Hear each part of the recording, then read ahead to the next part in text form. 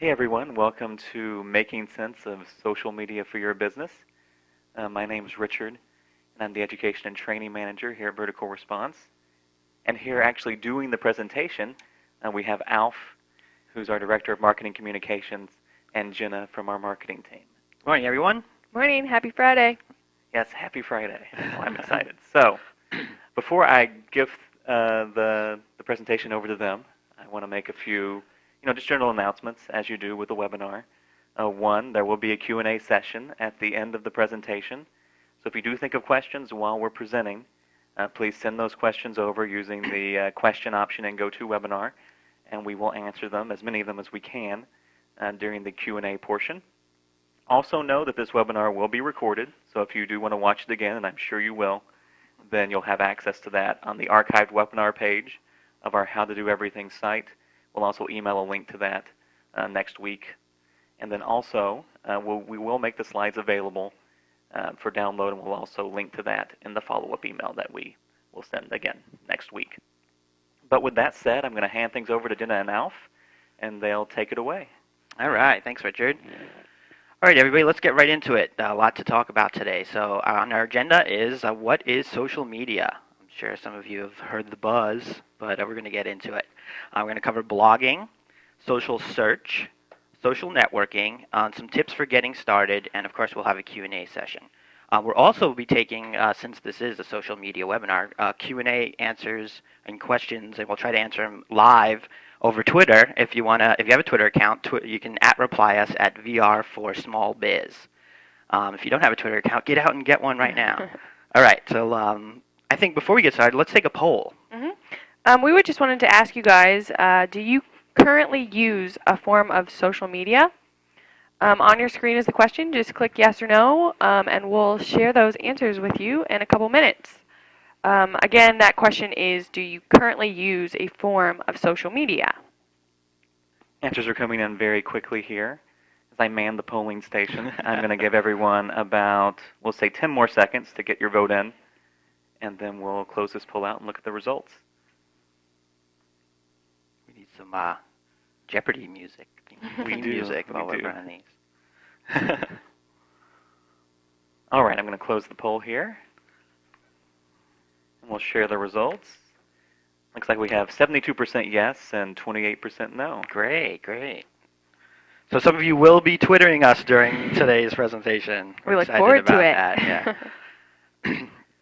All right, so what is social media? Social media is a lot of things. It's made up of multiple platforms. Some of them you know very well. You hear them in the news, like Facebook, and Twitter's becoming really popular. They're mostly internet-based and mobile-based. Having an iPhone or a BlackBerry has made it really easy to be involved with social media. And they're a place where people can share and discuss information about you, your business, just to connect. That's what it is. It's a social thing. So that's kind of, to sum it up, that's what social media is. Yeah, and here just are a bunch of logos of the social media platforms that we use. There are quite a few more, but these are some of the ones we're going to talk about today. Yeah. So the first thing, what makes social media different than other media is that, number one, is the cost. It's absolutely free to get started for some of these. And the reach you get. You can have, a vast audience of people that you never knew existed just by becoming involved in one of these platforms. Yeah, if you think about it, your reach is international, and the fact that it's almost instant is insane. Yeah. The accessibility to info. There's tons of information. You can share information, get information from other people. It's at your fingertips, just with a simple search. The usability of these platforms is, it's adopted by so many people, from young people in school where Facebook started to, professionals who are using LinkedIn. It's even grandmothers are even on Facebook now, actually. Mm-hmm. It's just really usable, and it makes it so great for people to network using these tools. And usability for me actually is just, if you think about it, social media is controlled by you, which kind of leads nicely into credibility. Because like I said, it's controlled by you. And if we can do it, almost anybody can do it. So you can't trust everything out there on social media.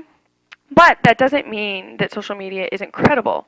Lots of the information that I find out there is 100% credible. I just always make sure to pay attention to who put it out there, where I got it, and anything I can find out about it.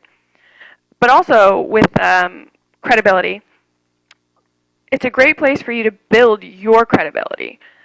You can talk about what you know.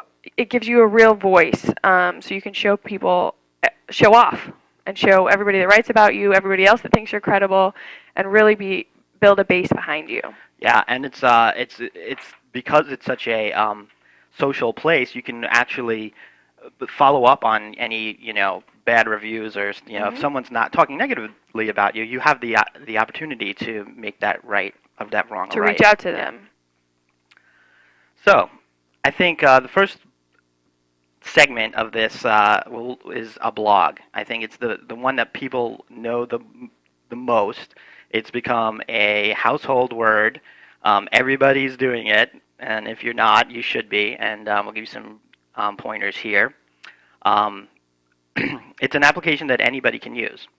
You can start today for free using tools like Blogger, and be up and running by the end of this presentation with a blog. You'll have your first post out there, and you'll be on your way.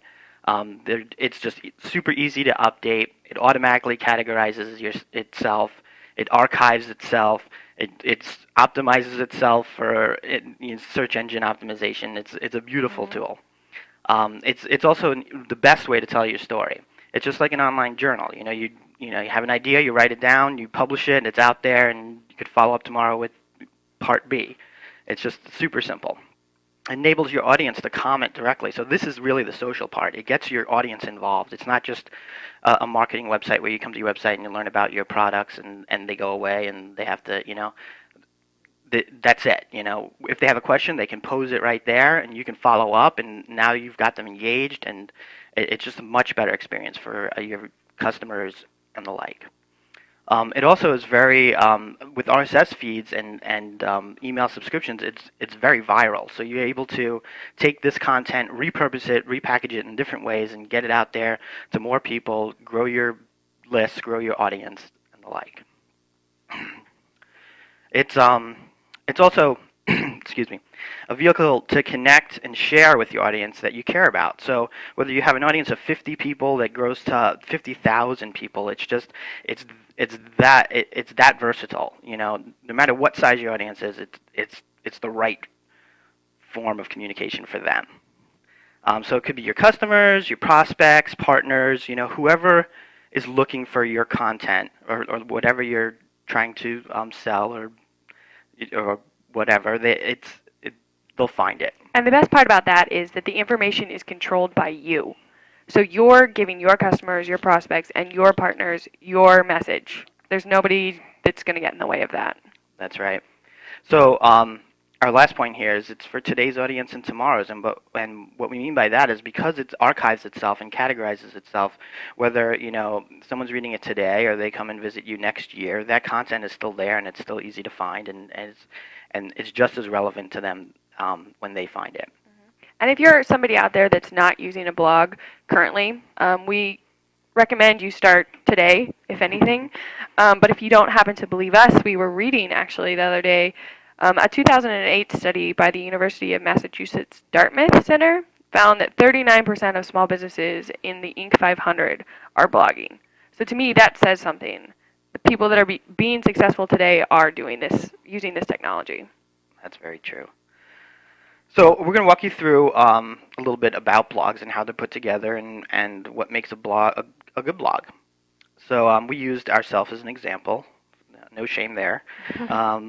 And this is kind of the anatomy of a blog. So a good blog has a custom look to itself. You can get up and running today using Blogger, or what we use is Typepad, and use one of their templates. They look great. They'll be totally functional.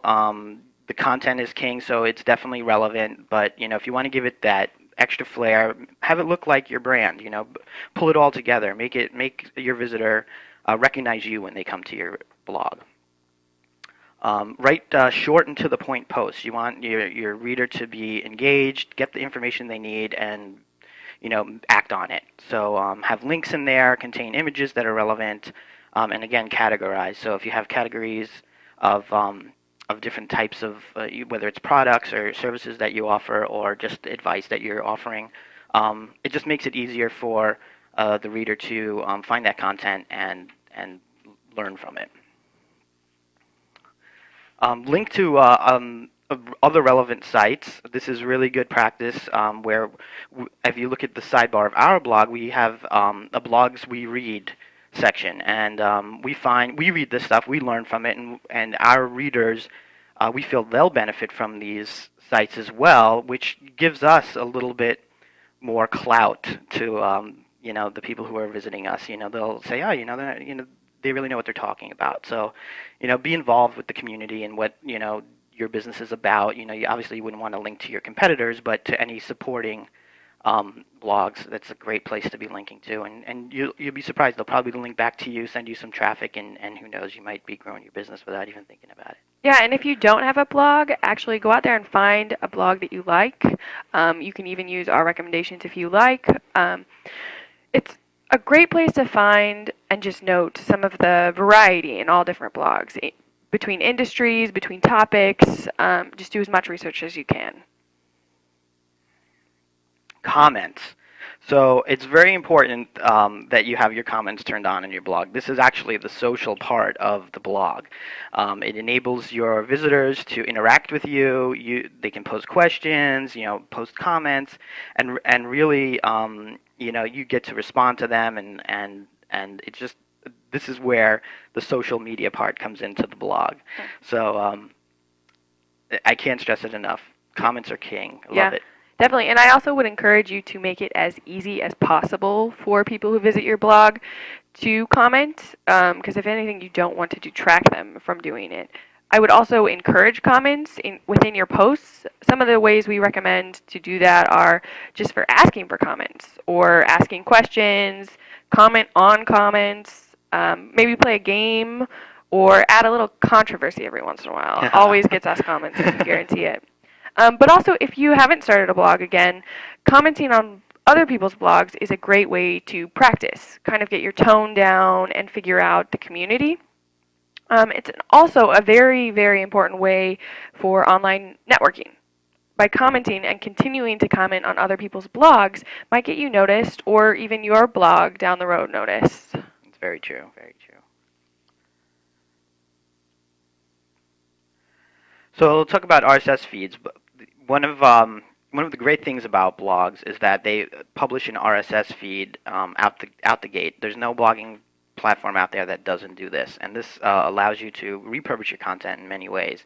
People can subscribe to your content, and so they don't have to come and visit your site every day. They'll subscribe to it in a reader like Google Reader, or there's many other software-based ones that you can use where the information you write will get pushed right into their application, just like an email. So they're getting it hot off the press, so to speak.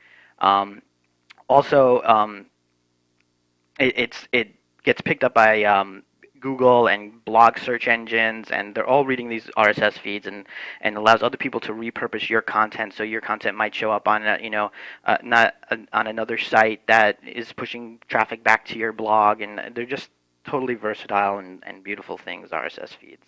And RSS feeds just makes it clear you need to leverage what you're already using. That's a big point in social media. Like, don't use 20 networks and make a specific marketing plan for each one. Leverage everything that you're currently working on in traditional marketing versus all of this. Yeah, you'll see later that we're going to cover Facebook a little bit, and what we do is we actually take our RSS feed from our blog and feed it right into Facebook. So people who visit our Facebook page are actually reading content from our blog, and we're not having to write more content. We're just repurposing the content that we already have. We're sharing the love. That's right. So widgets. A lot of blogging platforms have widgets, and what widgets are, and no shame here, we have a widget for the TypePad platform, which lets you plug in our opt-in form into the sidebar of your blog and allow people to opt into your email list. There are all kinds of widgets. There are polling widgets. There are feed widgets where you can feed in other content using RSS feeds. There's There's widgets for the comic of the day. There's Mhm. pretty much, if you're looking for content, you can even use widgets to find content for your blog.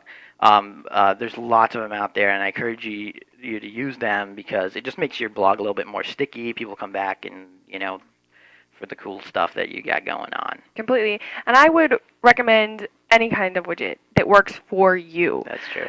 Make sure it brings out your personality, your business's personality, but also widgets are there to make your life easier. Our widget, for example, brings back that directly into your mailing list for vertical response. So that cuts out some of those uploading processes and things like that. So that's an example of one way that you can make your life easier. Right. So getting started blogging. Think about your goals for your blogging. What are you looking to accomplish? That's the big question. Are you looking to have a voice for your company? Are you looking to have a soundboard for customer comments? What are your goals for that? Then read into other blogs that are doing similar things or are related to your business. Get involved with those. Comment on there. Get the buzz going. See what's going on in your space. And when you're in this phase, I would recommend even writing down a list, maybe of some of the relevant blogs you liked, their ideas, their spin on it, how you could spin it for your company, but also just fun ideas that you could do easily. I know I've seen a cafe with a customer of the day, which was really fun. A dance studio, I found the same type of idea where they had a ballerina of the week. And I can guarantee you that little ballerina's family was posting all of their friends and family back to that blog the day she was up there. Also, my gym does a workout of the day, and sometimes there are videos on there from our trainer, and he demos how to do a move. I know those are always great. That's great. That's great. Gets people coming back. It's nice and sticky content. It's good stuff. Find the tools that are right for you. Like I said, you can use Blogger and be up and running still by the end of this presentation. It is that quick to get up and running using Blogger. Even TypePad's pretty quick to get up and running. We use TypePad.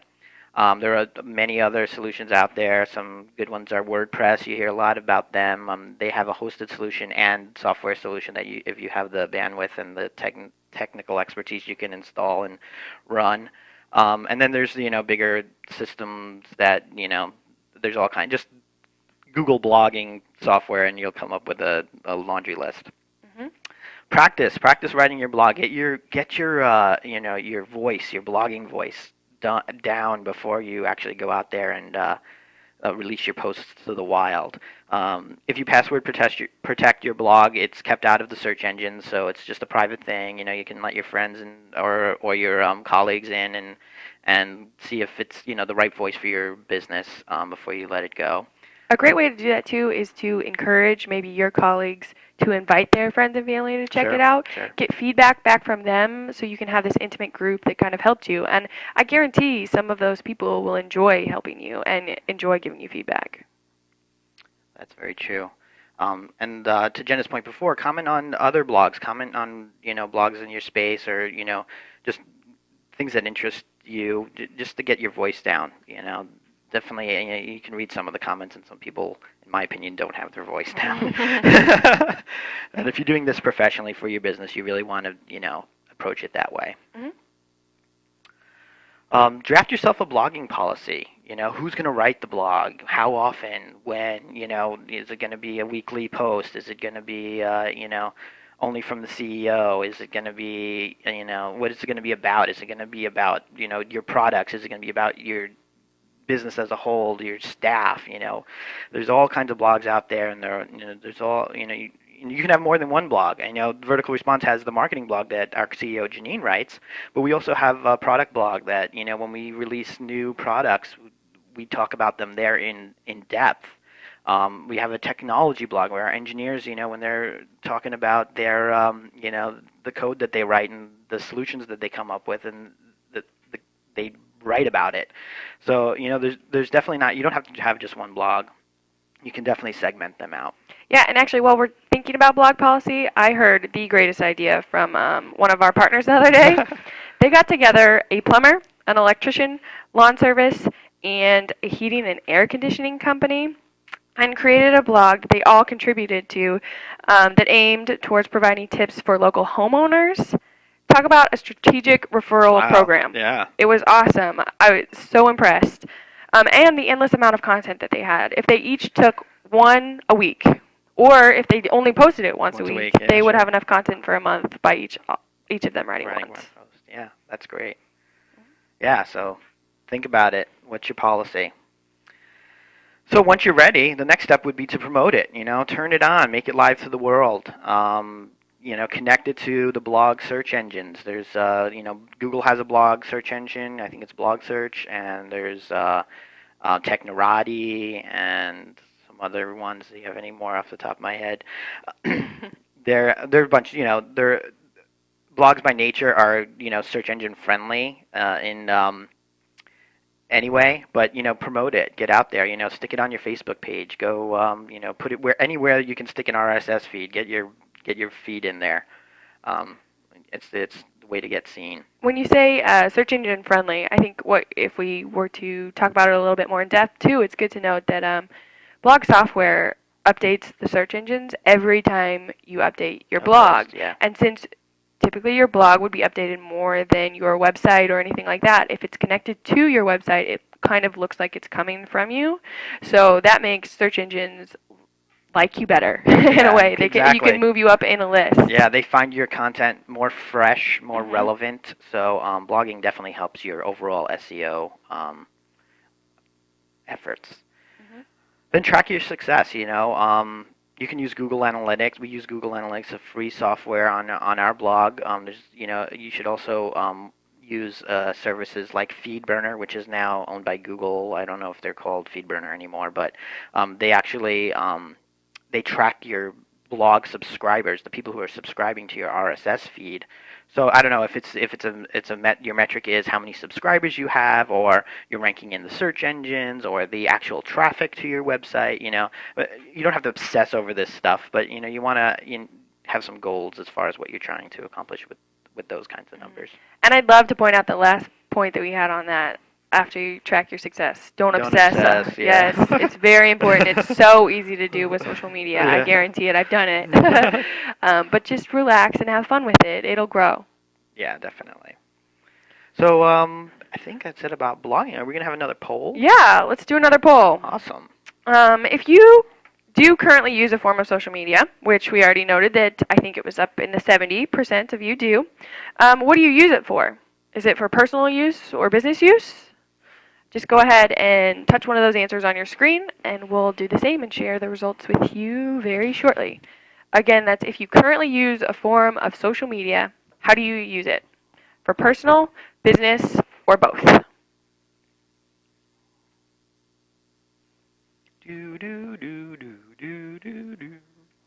All right, we're going to give about 6 more seconds, 5 more seconds. You can probably count down the rest.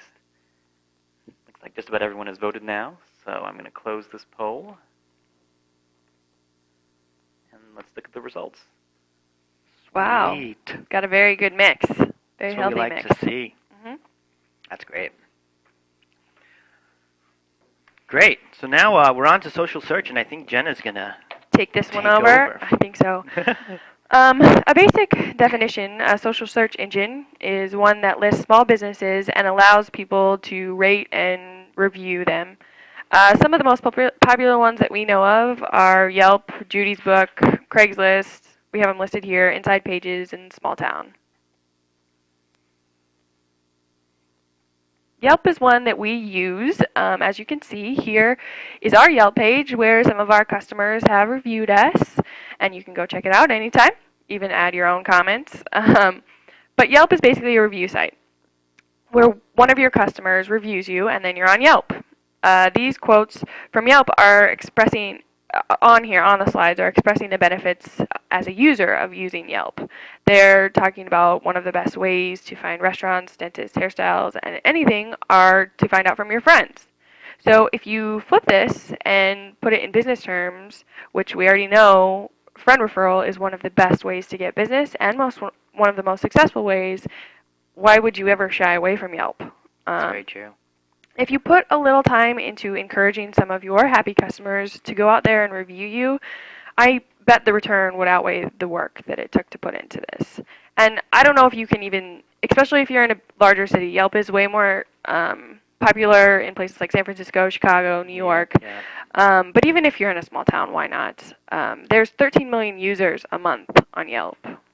It's just growing. Yeah, and when I first looked at Yelp, I thought it was a restaurant review site because that's what where it kind of I guess bloomed. But the more and more friends I've gotten in Yelp, I've seen like people are reviewing the dentists they go to, and they're like, reviewing doctors and services that they receive, even gas stations. There was a review of a friend of mine who went to the Arco gas station and said he didn't like it. I'm like, I didn't even think, why would I go home and write a review about Arco? But people do, and so it's really Yelp is turning into a really great place for word of mouth kind of referrals. It is. I know when I moved out to San Francisco, I was on it all the time.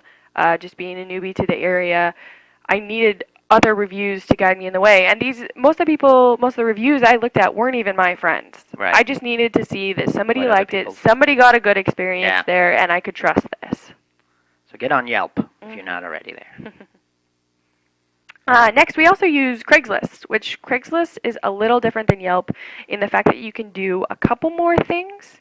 You can see there's job listings and advice, local activities, and lots of classifieds.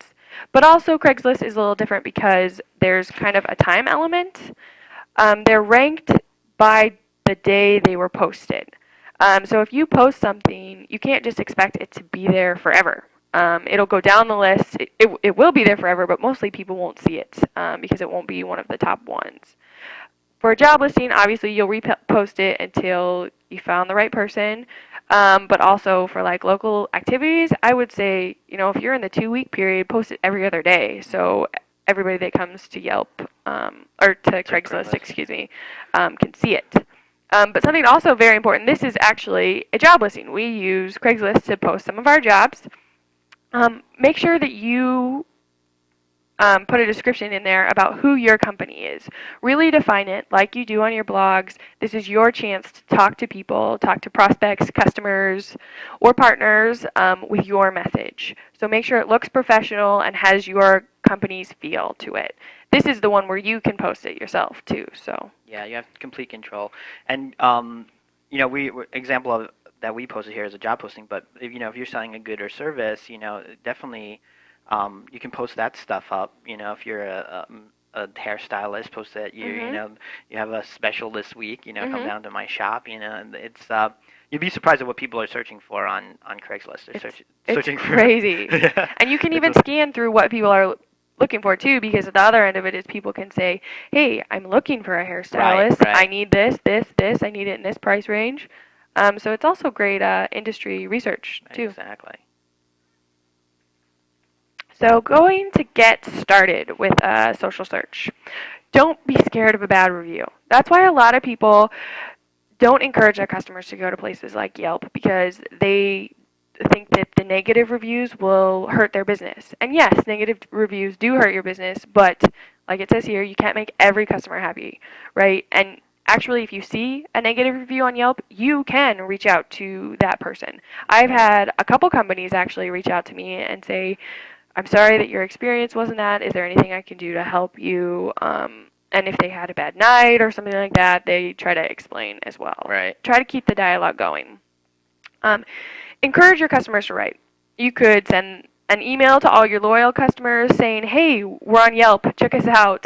Not even asking them for their review, but just pointing them in the right direction. You'd be surprised how many you actually got. Plus, it's an easy way for them to add it to their favorites, pass it on to friends, say, here, this is the hairstylist I use, to continue with that example. I really think you should go here. I love Lisa. Stay with it. It's something that you don't need to obsess over like we talked about, but I would say at least check social media. If you're on there once a week, once a month, something like that.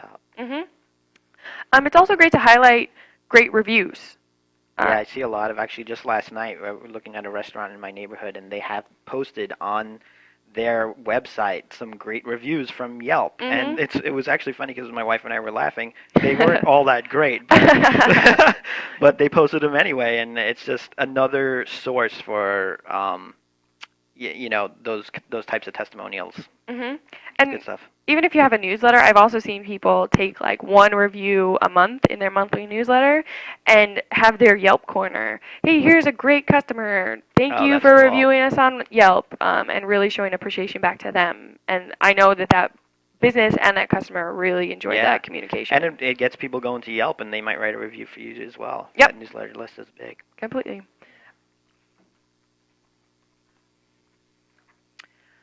All right, so let's move on to social networks. These are kind of the big ones, right? That we have. Everybody knows. I think everybody knows who Facebook is. A lot of buzz about MySpace, who used to be the golden child, but not so much in my mind. Yeah. LinkedIn is very the professional end of things. Friend feed and Twitter are on the verge of becoming the next big thing, being that even the new president is Twittering. Yes. So, Yes. so it definitely will be a household name shortly.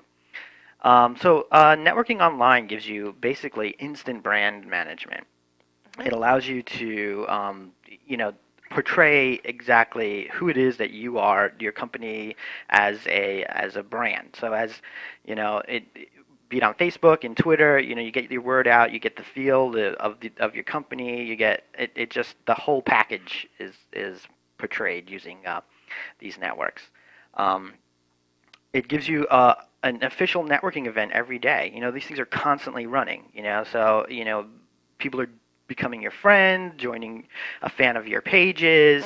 Twitter, joining your Twitter friends.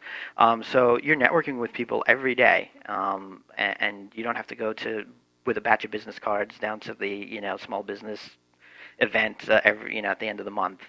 It's just there constantly, and it's a great thing. Yeah, and it's kind of interesting because I heard somebody say the other day that social networking is like a networking event where you're kind of on stage and everybody else can listen in, or you can listen in to other people on stage, which completely makes sense.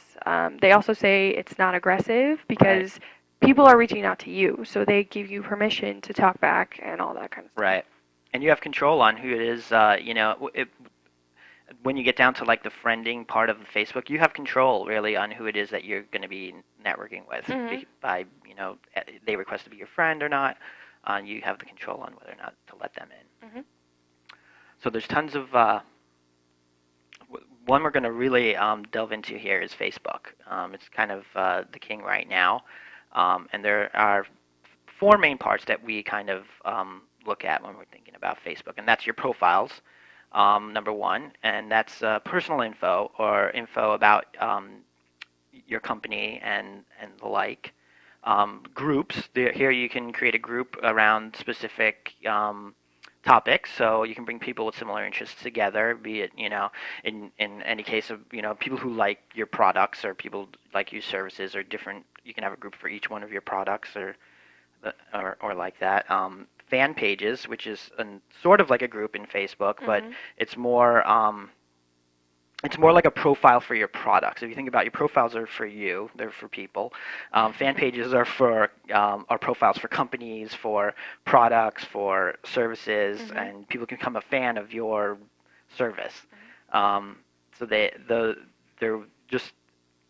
they're almost exactly the same, just different in that sense. It's almost a way for them to wear a badge on their profile to say, hey, this is a business I really like, a product I really like, and I support them. Exactly. And then applications. They make your life easy and fun. There are tons of applications on Facebook, and there's even some, if you're technical, there's some APIs where you can plug in your own service into Facebook, and it's really simple and almost free to do so. So let's get into some examples here. The first one we're going to show is our Facebook group. We have a group called Email Marketing for Small Business, and you can easily find both our group and our fan page by just searching vertical response in the Facebook search bar.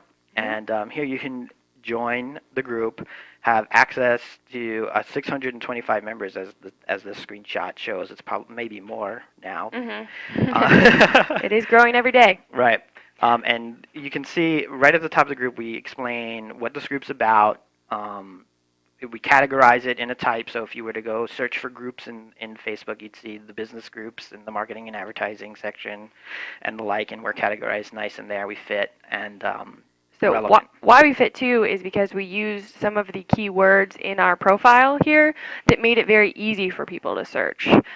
So if you see the top section, the top picture, there's your basic info. Give a little description that allows you to write kind of who you are, what you're doing here, why this page is here, and who you want to join, things like that. Exactly. And it's very, very important to fill all this information out. I've seen groups or profiles where none of this information is filled out, and so if they ask you to be a friend, ask you to join, something like that, most of the times I'm like, no. Why would I do that? Yeah, absolutely not. Decline or ignore, whatever they called it in Facebook. Also, I'd like to mention too, sorry, Let's go back. with your friends. I love how Facebook calls them friends. It's kind of a reminder to treat them like friends, not necessarily spam them. Yeah, Actually, that's a not. good point. Yeah, don't spam them. Remember to respect the group of people. They're there to learn from you, not be barraged by annoying emails and what the like. Yep. So the group discussion board. So here's really where it kind of all of the excitement of the group takes place. People, again, it works like a blog kind of comment. People can post their concerns, their comments, and you get the opportunity to follow up. And also, it's kind of nice because it also creates it creates a network of people who may not be your company following up, but one of your customers following up, saying, hey, this is how I know in our community, the VR Marketing Lounge, we have a lot of customers answering other customers' questions. So it's almost a threat to our customer service department. Yeah, and actually, I would recommend that. Don't jump into every conversation. Right. Give it a little bit of time. Yes, Breathing room. yes, jump into some right away, but give it a little room and see if anybody else can respond. Yeah. Play around with it, because that'll encourage other people to post. Yeah. Feel comfortable. Not that they have to post here because they have a problem or a question specifically for you, but something they can post to the group and start a true discussion. Things like that. I'd also recommend, like on your blog, to encourage comments, to encourage a sense of Definitely. community and things like that. Always ask opinions, like, what do you think? Mhm. Or how would you do this? Or Yeah. and see Group, what- I need help. Yeah, there you Answer go. these questions for me. So here's what our fan page looks like. So this is, if you can become a fan of Vertical Response.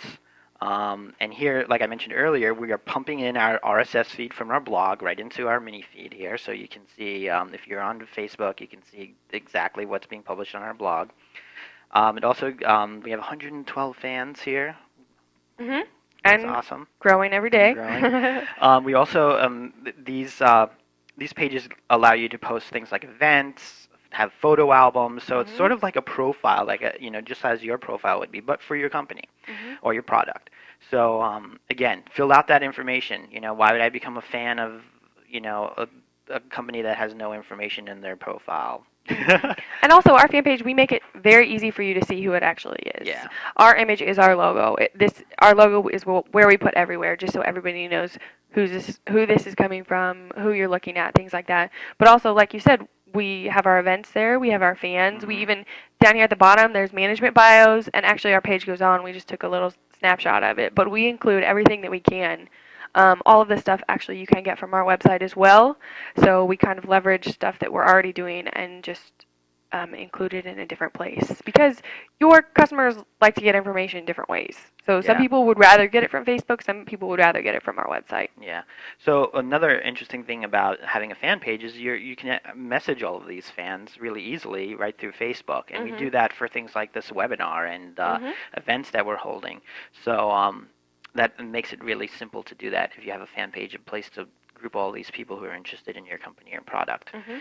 Also, when you create a fan page, right from the interface where you can manage your pages, they make it super simple for you to advertise that page. So you can advertise your product or service right on Facebook, and some of those advertisements are very social. And I wish I had an example here, but I know when I log into my Facebook, I sometimes see our CEO, Janine, who may have joined a fan page that says, hey, your friend Janine is a fan of, I think it's the Visa Small Business Network. You should join that too. And it actually takes your advertising to another level, because now it's almost a referral advertisement than just some blind ad on the side of a screen. Yeah, it's definitely a great idea.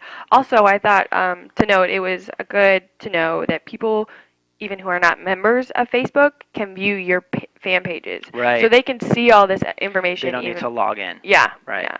And actually, we still.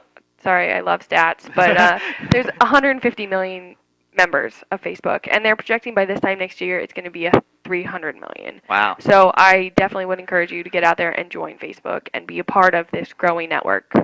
Yeah, it's unlimited resource at that number. Mm-hmm.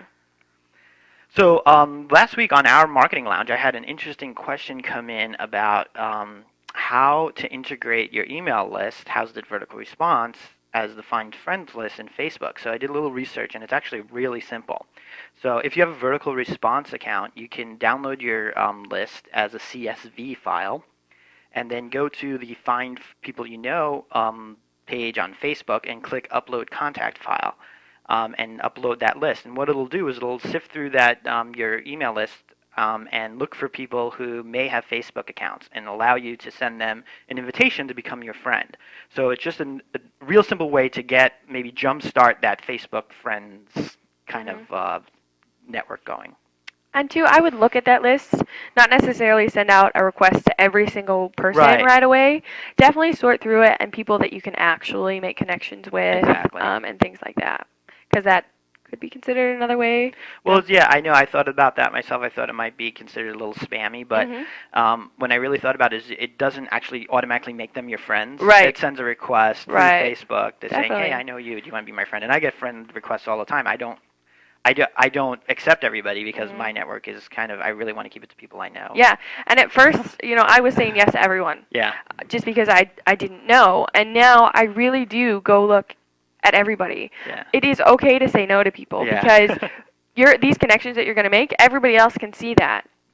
Same thing with Twitter or any other social network. I would evaluate who you're going to be friends with and making sure that your profile is up to date so that other people can see who they want to become friends with. Right, Joe. So let's jump into Twitter. Twitter's exciting and fun. A lot of us are twittering or tweeting, as they would say, at Vertical Response.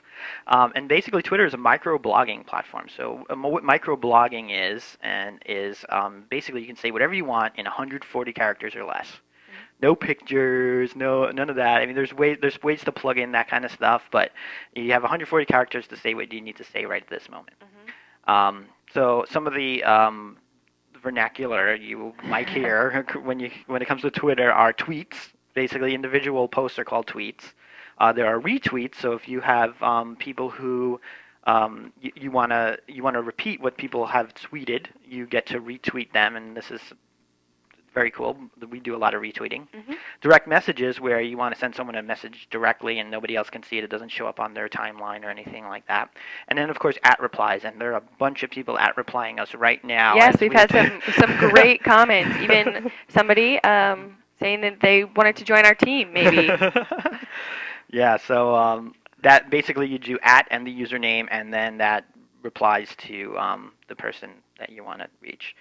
So it makes sharing and exchanging information with your community like a whole new way of doing that. It's so easy. And it's almost like that, what are you doing right here, right now type of communication. Yeah. And Twitter allows people to follow you, to see what you're doing. So don't worry about tweeting about, stuff and you think that, you have to write the perfect tweet because people, are really interested. People who want to follow you will follow you. People who don't will not. So and they can change their mind too. They can follow you for a while and decide not to. Come back. It's not like, it's on Facebook. If you ignore someone, it's a hard ignore and they can't friend you anymore. So they can come and go. If you want to be private about it, there are privacy on Twitter, so you can turn off, and you have to accept everybody into to follow you. But I wouldn't recommend that. I wouldn't recommend it at all. Yeah, it's definitely a great way to grow your list. Yeah, the whole point of joining social networks is kind of to get out there and let other people see who you are. So to password protect it or to make people invite and all that kind of stuff is a little negative. Too high of a barrier of entry. Yep. I also would recommend when you're tweeting, don't be salesy. Don't be yourself. Be yourself. Show personality, and also give the people that are following you a reason to follow you. Give them real information, retweet things that you really think are cool, Yeah. that you think other people would enjoy reading and things like that. Or if it's just a product, retweet articles or tweet articles that are about your product, your industry, things like that. Keep people know what they're going to expect. So there are a lot of Twitter tools out there, aside from actually using Twitter, the website, twitter.com to Twitter. You can plug Twitter right into your Facebook if you want. I have mine plugged into my Facebook, where every time I Twitter, it updates my Facebook status, so it's not like I'm repurposing content. It's it's pretty cool that way. One of the big ones that's really hot right now is TweetDeck, and Jenna actually has it running right now on her laptop, and that's where she's getting all of her replies from. Yeah, it's my hands down favorite tool. TweetDeck is. It makes it so easy. We've got a picture of it on the next slide. Yeah, and here's another list, a laundry list of. They all seem to start with T. Yeah, I've heard people say that you're not cool if you can't make a joke off of tweets and Twitter and however you want to say it. So practice. Right. Practice your jokes. So here's our Twitter page, and we've customized it with a background image, and you can see some basic stats: how many people are following us, how many people we follow that we think are interesting and we want to know about. This is actually just what you're looking at is the feed of the stuff that we've posted. When you log into your Twitter account, you'll actually see everybody that you've subscribed to, what they're saying, like come in as a timeline. So the more people on your list, the faster that list is going to move, and the more that more content is going to be coming in. It might take longer to sift through. But when you're going out there searching for people to follow, this is a great way to do it. Actually click on their name, because you'll see their whole page, and you can see the last, right here, you can see the last 6 things we posted. So then you'll kind of get an idea of what they're talking about, if you want to be a part of this conversation and things like that. Also, I wanted to point out that if you look over in the right-hand top corner, that's our little profile, where we have our name, our location, our website, and then we have a little bio. And we just have it very simple. We make small businesses look like giants, which is actually our quote, what we talk about all the time, something simple, sweet, and to the point that represents our brand. But also the website is so important, because when other people are looking to follow you, I know when people follow us all the time, I will click on them directly and then go straight to their website just to see if this is a reliable source, one of those things. And then also the way we branded it with our image back there, it's so easy to do, and I would completely recommend it. It's another great way to bring out your personality and represent your brand. Definitely true. So you don't always go to your Twitter page to Twitter. Sometimes you use some other tools. There are many tools out there, almost too many to name of them. Yeah. You'll see in the background there is TweetDeck. It's very advanced. You can talk more a little to it, Jenna. You use it constantly. Yeah, well, this TweetDeck is the back image here. And the coolest thing about TweetDeck is that you can monitor what everybody else is saying out there. Like right here on the very left-hand column, I've searched for vertical response. So anytime anybody says vertical response on Twitter, I get a notification. I only check this like twice a day. Like I said again, don't obsess. But it's a great way for you to be able to reach out to people or find other people that might not know you're on Twitter but are talking about you and are fans of you. So why not include them to your group? We also search vertical response with a space, because some people don't know it's one word. It's a great way to do that too. And then we have a list of all of our friends and all of our @replies. So it's an easy way to bring everything together and just to get notified whenever you want to. Another great thing about having the Twitter deck looking at searches is that you not only see people who are ecstatic about using vertical response, you see people who might be having trouble, and they don't think to call customer service, but they think to go right in and say, vertical response is being a pain in my butt right now. So, but we catch that, and then we can follow up with them, say, hey, we're here, you need some help. It's great in that way, where it's almost a customer service tool in a little bit. Another thing about the searches is that you can pick any name, anything to search on. It doesn't have to be your company, so you can actually search on your competitors and see what people are talking about, as far as what's going on with your competitors. So you can almost find new customers that way. People who are unhappy with your competitors, drop them a line. The Twitter's open that way. There's no it wouldn't be considered spamming saying, hey, I hear you, Nope. you think my competitor is not doing it for you. Why don't you come try me? Hmm. But I also wouldn't recommend using that for your only purpose on Twitter. No, definitely not. Make sure that there is a communication and you're giving them a benefit as well. And you don't always have to like push your product and things Right. like that. Just, mention it here and there and people will figure it out. Yeah. So some of the mobile devices, actually probably all of the mobile devices, have a Twitter client. Two of them we show here are Twitterberry for your BlackBerry if you're a BlackBerry user, and Twitter phone for the iPhone. The iPhone has maybe 24 Twitter clients, Mhm. but the one I use is Twitter phone. I just find it the most useful. And what's really great is that you don't have to spend your whole day like Jenna does looking at TweetDeck. Thanks, Al. But like on my commute home, I'll check my Twitter, on my iPhone, and then I can follow up and do some replies there, and kind of that's it for the day. I don't, that and move on. So that's one kind of bit of the social stuff that I can do on my commute. So that makes it super easy. There are also a bunch of the tools. Some tools we did list, but great ways to find hot topics, hot conversations that are maybe in your industry that you can join into. So if you were to maybe use that tool like once a week, once a month, made a goal of it to get involved, it would be a great way to network, especially in your industry. Yeah. All right. What's next? Friend feed. So friend feed is kind of one of the newbies on the street, and it is what I kind of like to call it is a social aggregator. Mm-hmm. So basically, it takes all your feeds from your blogs. It takes your Twitter feed. If you're on YouTube, it can take your YouTube videos.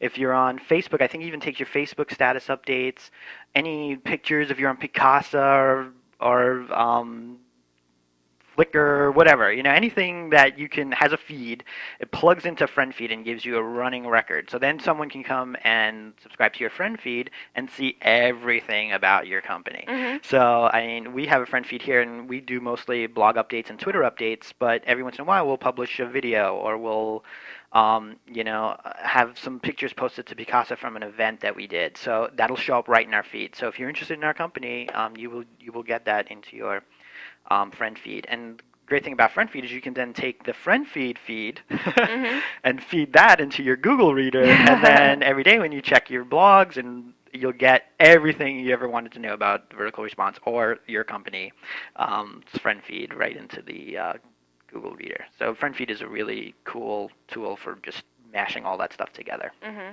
And it's free. So get out there and start using that one too. Yeah. Is it poll time again, Jenna? It is poll time again. Oh, wait a minute. Oh, nope. We're Not skipping yet. ahead. One more. All right, we have to get started with social networking. We've been talking so long about this. Uh-huh. Number one is get started. I mean, Mhm. all these tools are practically free. I think no, they're all free. We They didn't all- talk yeah. about one that you need to pay for. Mm-mm. So don't be scared. Get in there, do it. Start Twittering if you haven't already, and Mhm. start Facebooking. Is that a verb? Yeah. Okay. Yeah. Just get started. There's no reason not to, I think, is what we discussed. Yeah. Show off your brand, your image, build your profile up, it builds credibility, recognition, change the background image on your Twitter.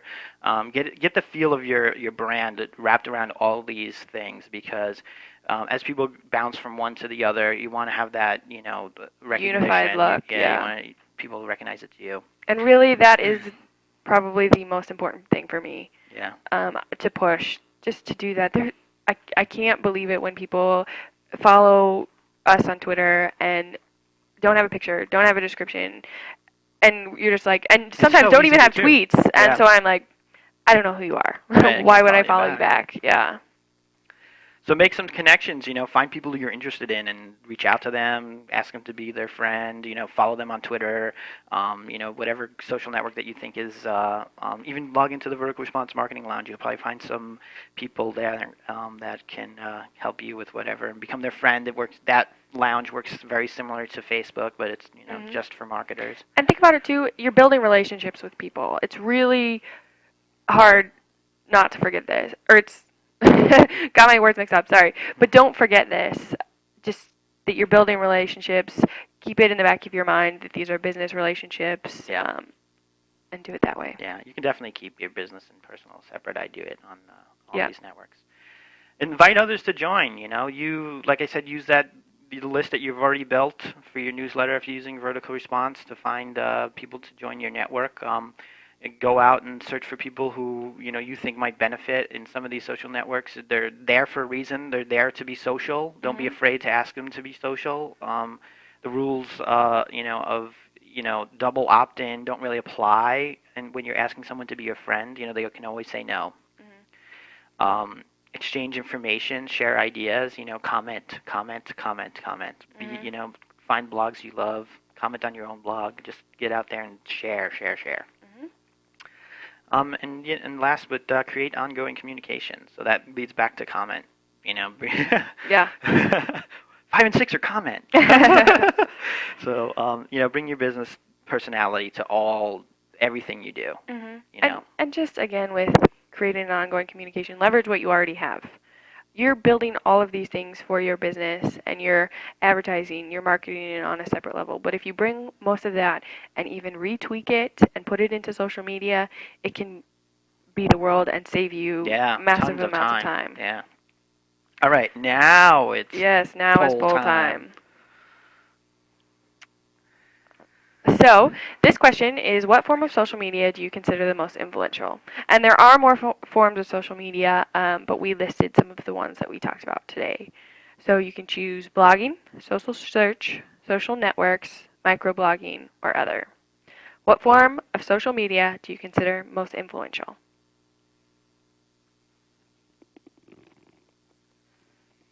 Answers are coming in quickly per the last two polls. Good. And we will keep this open for another 10 seconds before I shut it down.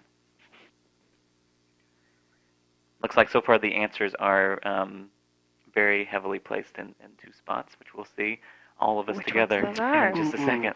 All right, I'm going to close the poll down now. All right. And now I'll share those results. Wow, interesting. Blogging and social networks. I think that's pretty. It shows what the.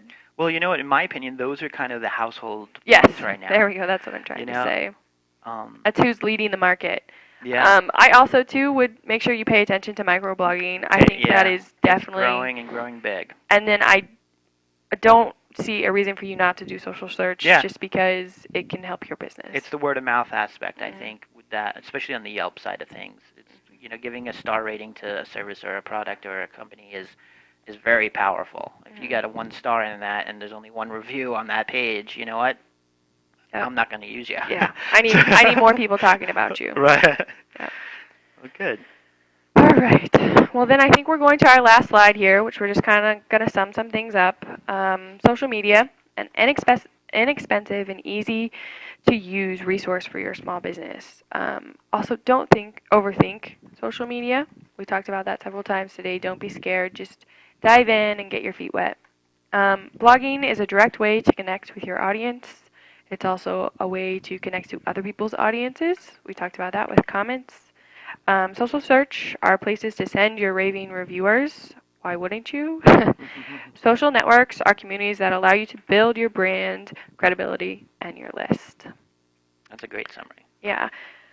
So I think that's pretty much it for today. I think we're going to go ahead and move into the Q&A, and I think Richard's going to take over some of that. Yeah. Yes. Go right ahead, Alf. Well, I was going to say you can still reply your questions to VR for small biz. Yeah, we have quite a few good ones.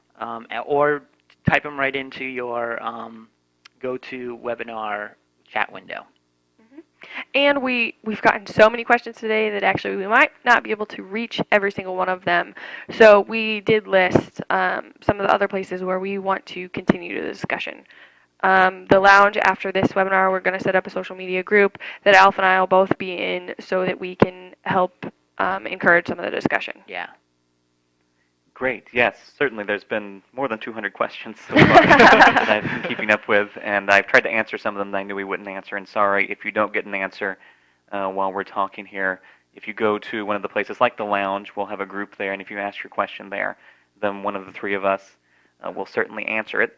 First, a question that's come up quite a bit is, will these slides be made available, and will there be a recording available after this? And the answer to that question is yes. We will send an email around early next week with links to both a recording of this webinar and also to the presentation itself that you can look at.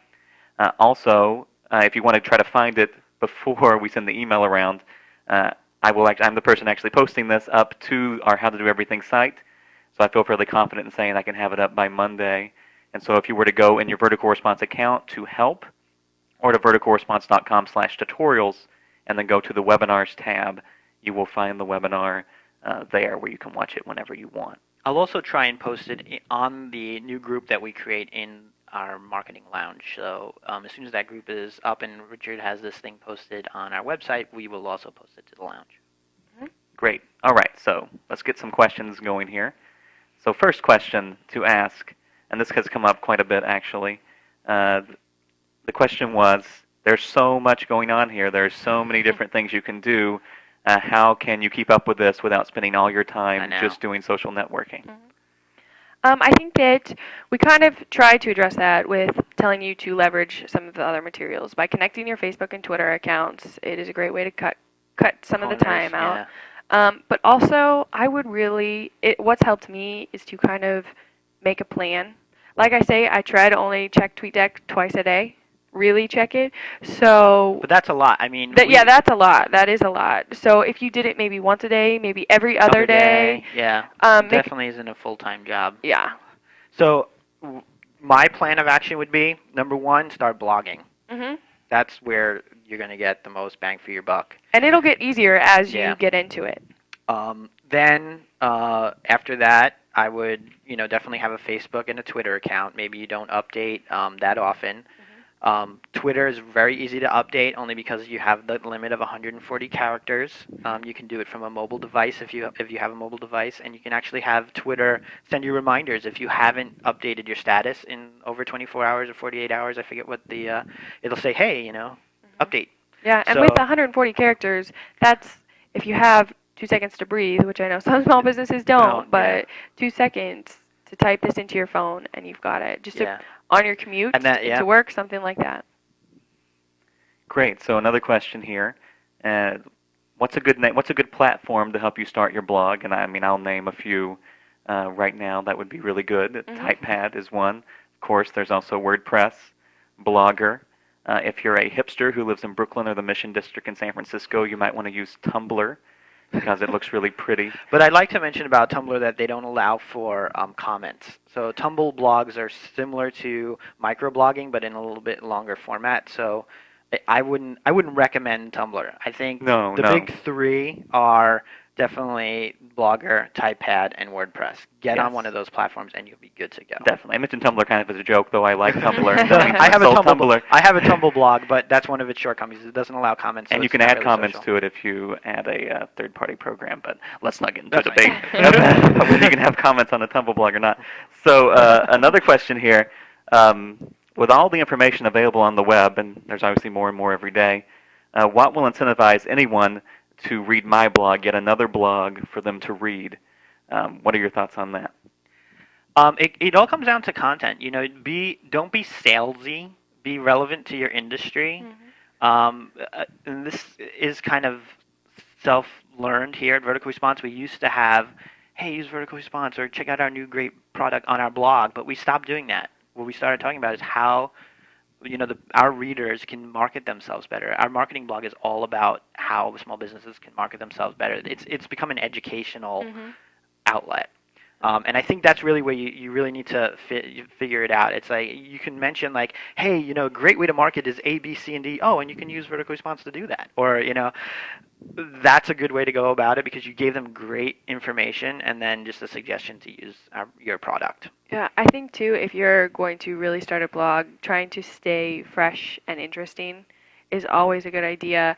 Get ideas from your customers on a daily basis, or just to focus on today and what's going on today. Got it.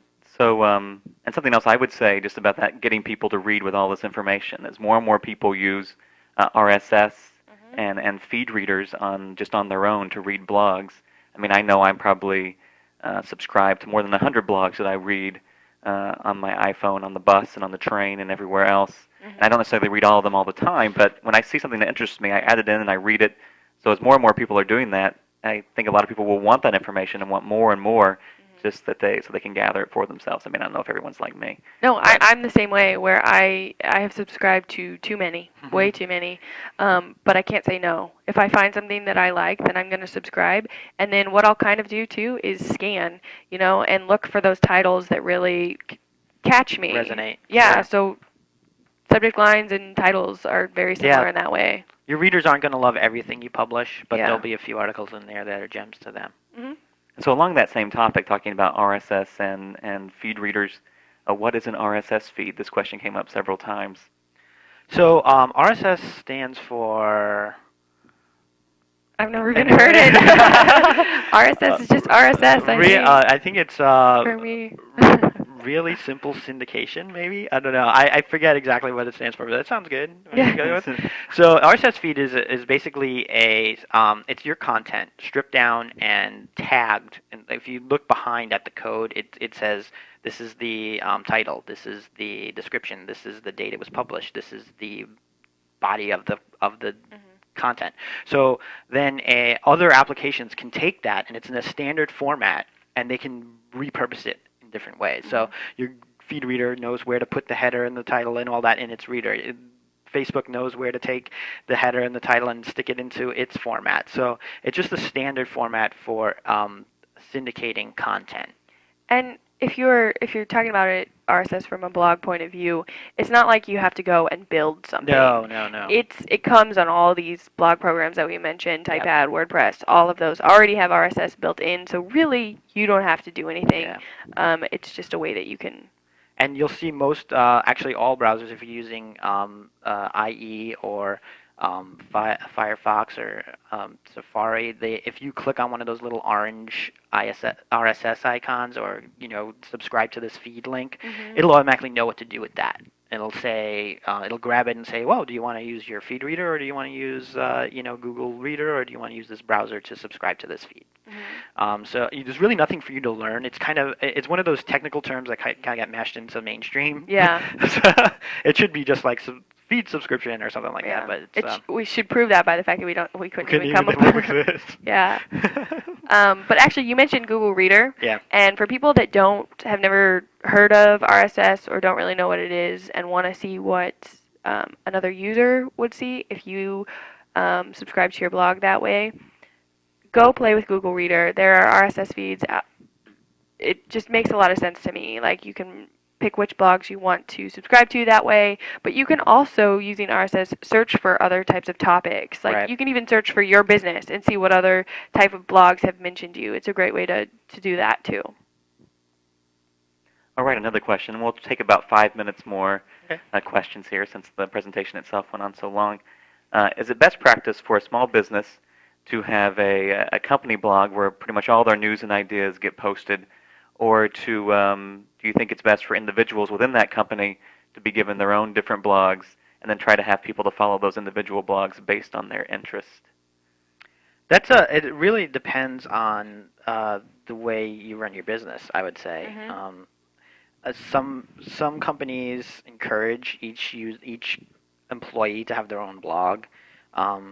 Some like to have one blogger on staff, or not on staff. If you're a small business, you wouldn't have the staff big enough to have a blogger. But it really comes down to your business. It's a hard question to answer. I think too, with like talking about it that way, that if you encourage your employees to give you ideas or to maybe draft posts and things like that, and then you have one person dedicated to actually writing and actually posting them and that kind of stuff, that would be probably the easiest way to do it. It definitely shows something about your company that you let all your people blog or Twitter. One example, here's a good example, is Zappos.com. They're a shoe online shoe store. They are heavy into social media, and they encourage all of their employees to Twitter. And they have a Twitter page that mashes all of their employees' Twitters together, and so you can see what everybody in the company is Twittering about. But here's a situation where a couple months ago they had a little round of layoffs. So now all of these people who got laid off are all of a sudden twittering how much they hate the company, and that came into their feed. So if that's something, I mean, you got to think of the ramifications of letting everybody talk about your company, because you Yeah. might have. So that's just one example. I mean, obviously that's an extreme where but yeah, it's one of the things you got to think about. But I also think that you shouldn't control what's going out there from your No. employees. I heard somebody great once say that they were, if you have to tell your employees what to say, they shouldn't be your employees. Because let them have a voice, let them give their own personal experience, because other people will relate to them actually better than they probably will relate to some of your brands and things like that. Good points. All right, so a few more questions here we'll take. First, please define an @reply for Twitter. Go, Jenna. An @reply is a comment that starts off with that @sign, the @sign of an email address, followed by their Twitter name. So an easy way to do it in TweetDeck is actually that you'll roll over somebody's picture, and you'll have a couple options. You'll have reply, retweet, or direct message. So reply will be an @reply. So in TweetDeck, their name will already appear with the @sign, and then you'll just reply whatever your message you wanted to say to them, and you'll hit post, and it'll post something you said, but it's very easy for them to find it, so that they can see what you replied to their comment previously. Right, it's sort of like a conversation in Twitter. What's interesting about @replies though is that if and this might get a little, if I @reply to Jenna, but if you're not following Jenna, you don't see my @reply. Yeah. So it's a personal conversation between me and Jenna. But if you were part of her group and my group, then you would see that @reply too, because now you're part of the network that we have together. Yeah. So it's basically a reply to someone's post, and you do it by @ their username. Yeah. Oh, and just by the way, when we were discussing whether RSS is really simple Someone syndication, have the answer? A lot of people wrote in real simple syndication. Woo! You were right. So good job, Al. So let's close with a kind of a big question. Okay. Why not? And someone had asked, I'm logging off. Well, someone had asked a long time. They probably already logged off, but why not just say this anyway? We will also have the audio of the questions and answers up on the video too. So all this will be there. I don't edit anything. That would be too much work. So the question. This has all been a nice overview, but how do you do it specifically with Twitter? I've been on Twitter for an hour now, but I haven't figured out what I'm supposed to do. Where can I really learn how to get started with this? For Twitter specifically, they have a great help Document. Yeah, that you can download off their site. There's just a little tab that says help. Actually, anybody that hasn't started Twitter or has just recently started, I would recommend you go there. It is a little confusing the first time you get in there. It is, just because there's so many things, like even that question, the @reply, hashtags. Yeah. There's a lot of lingo that you And before you don't know really first. build your list of friends, it really seems pointless, because you're not speaking to anybody but yourself. So, yeah, go to the help. See what their recommendations are. I think this is maybe a bigger question. Maybe we can have a discussion on the lounge about how to really get started using Twitter, because we've all been through it. Yeah. And, too, you can look through what people have said, to go look and find out brands, other companies that are just starting to, seeing how they're using it. And start friending some people. Yeah. Because it'll start making more sense when you have some friends on your list. And it's different where if you want to friend someone, just click on and say follow. And they don't need to accept your follow. You automatically start following them. So. And right now, with Twitter being such a hot topic, there are so many blog posts out there about suggestions how to use Twitter for your business, things like that. So that, again, will be another great thing to repost in the lounge. We have so many of those resources that I know I've looked at too. So. Great. All right then. Well, I know several people actually just came on and mentioned that I just joined. Will this be available as a recording? Yes. You're a little late, I will say again, it will be available as a recording. It'll be up by Monday. We'll send an email around linking to it. But also, if you wanted to go to verticalresponse.com/tutorials or click help within your account, that will bring up how to do everything. From within there is a webinars tab. You click there, and this will be available to watch whenever you want. From that archived webinar page. But with that said, I want to thank everyone for coming out today and for sticking around for so long. I hope you have a great rest of your day and a great weekend too. And thank you to Jenna and Al for such a great presentation. Oh, thank you. Yeah, thank you.